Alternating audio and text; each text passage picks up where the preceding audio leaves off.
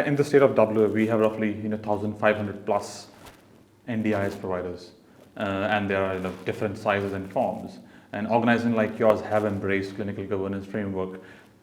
That's an aspirational, framework for a smaller provider to think of. But that limits the capability of smaller providers to deliver a high quality clinical work when they're delivering supports to people with high physical needs or people with extra needs than the usual ones. That's where clinical governance framework shines and protects the dignity in many ways and forms. So how do you think the sector overall, the state, the providers overall has to evolve to understand and embrace clinical governance framework and methodologies and risk management in more of a broader fashion? It takes us to the question of the Quality and Safeguards Commission and the arguments to be had for and against universal registration.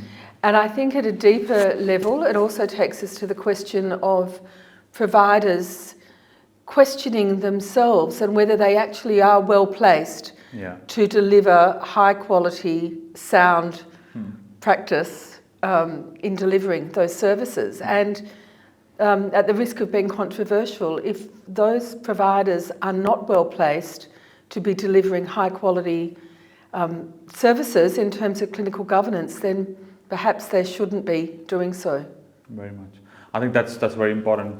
With choice and control, you need to have that clinical layer of understanding. That yes, I have a choice to pick up A, B, and C provider, but need to understand the next layer of who have that underlying understanding of clinical risks and in a situation when people are more vulnerable. Yes, absolutely. And it'd be an interesting conversation to have about whether providers should all be, as I said, registered and should have to actually publish the results of their registration audits and or their own clinical governance frameworks and the processes that sit around those frameworks. Very powerful. I think that's a good way of being more transparent. Yes. And a good way of being broader, evolving the whole sector in one big fashion, because it's a big ship to move. Absolutely.